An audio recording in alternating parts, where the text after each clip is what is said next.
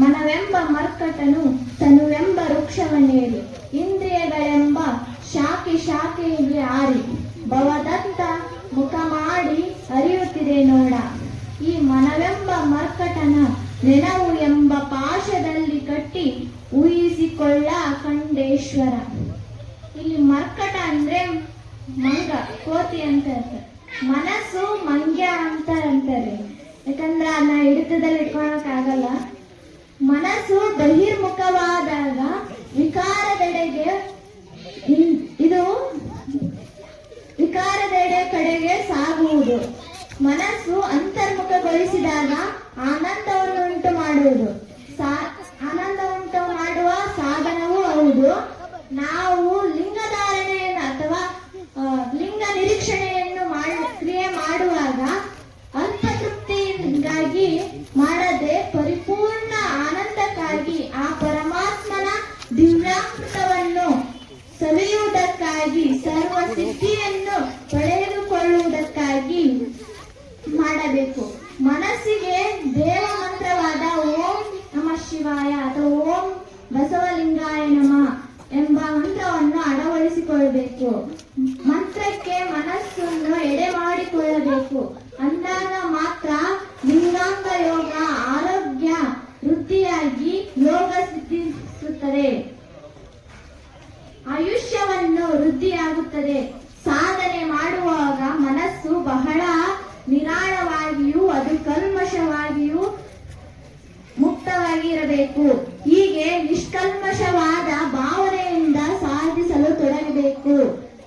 ಶರಣರು ಸಾಧಿಸಿದ ಲಿಂಗಾಂಗ ಯೋಗದ ಮಹತ್ವದ ಕುರಿತು ಇತ್ತೀಚಿನ ವೈಜ್ಞಾನಿಕ ಅಧ್ಯಯನವು ಸಾಕಷ್ಟು ವಿವರಣೆಯನ್ನು ನಮಗೆ ಒದಗಿಸುತ್ತದೆ.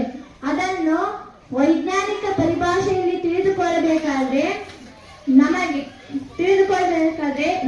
ಉಚಿತವಾದ ನಮ್ಮ ಕೈಯಲ್ಲಿರುವ ಇಷ್ಟಲಿಂಗವು ಇದು ಹೆಬ್ಬಟ್ಟಿನ ಗಾತ್ರ ಹೊಂದಿರಬೇಕು. ಪೂಜೆಗೆ ಕುಳಿತು ನಾವು ಎಡಗೈಯಲ್ಲಿ ಲಿಂಗವನ್ನು ಇಟ್ಟುಕೊಳ್ಳಬೇಕು. 1 ಅಡಿ ಅಂತರದಲ್ಲಿ ನಮ್ಮ ಕಣ್ಣಿನಿಂದ ದೂರವಿರಬೇಕು. ಕಾರಣವೇನೆಂದ್ರ ನಮ್ಮ ಮೆದುಳಿನ ಮಧ್ಯಭಾಗದಲ್ಲಿರುವ 10 ರಿಂದ 400 ಮೈಕ್ರೋ ವೋಲ್ಟ್ ನಾವು ಇರುವ ಶಕ್ತಿ ಕಣ್ಣಿನ ಬಿಂದು ಅಡಿ ಅಂತರದಲ್ಲಿ ಬರುತ್ತದೆ. ಅದಕ್ಕಾಗಿ ನಾವು ವಿಶ್ವಚೇತನವನ್ನು ಕಣ್ಣಿನ ಮೂಲಕವಾಗಿಯೇ ಲಿಂಗದಿಂದ ತೆಗೆದುಕೊಂಡು 3ನೇ ಕಣ್ಣೆಂದು ಪ್ರಸಿದ್ಧವಾಗಿರುವ ಫಿಲೋನ್ ಗ್ರಂಥಿಗೆ ತಲುಪಿಸಿ ಅಲ್ಲಿ ಮೆಲಾಟಿನ್ ಅಮೃತ ಬಿಂದು ಪ್ರಮಾಣವನ್ನು ಹೆಚ್ಚಿಸಲಾಗುತ್ತದೆ.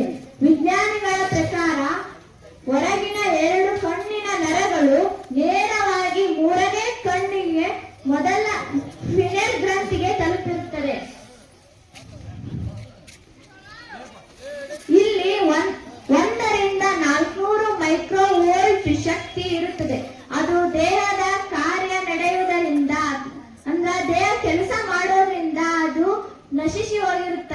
ಅದಕ್ಕಾಗಿ ಅದರ ಮೇಲೆ ಪಿಯೋಮೀಟರ್, ಡ್ಯೂರಾಮೀಟರ್, ಆಕ್ಸಾಯ್ಡ್ ತೆಳ್ಳನೆಯ ಪೊರೆ ಇರುವುದರಿಂದ ಮತ್ತು ಅವುಗಳಲ್ಲಿ ರೋಗ ನಿರೋಧಕ ಶಕ್ತಿ ಕಣಗಳ ರಸವಿರುವುದರಿಂದ ಹಾಗೂ ಆ ಶಕ್ತಿಗಳ ನರಗಳು ಮೇಲೆ ಮಯೋಲಿನ್ ಕವಚವಿರುವುದರಿಂದ ವಿಶ್ವ ಚೈತನ್ಯವನ್ನು ಮೆದುಳಿನ ಮಧ್ಯಭಾಗಕ್ಕೆ ಕಳಿಸಬೇಕಾದ್ರೆ ಕಣ್ಣೊಂದು ಆದಿಯಾಗಿರುತ್ತ.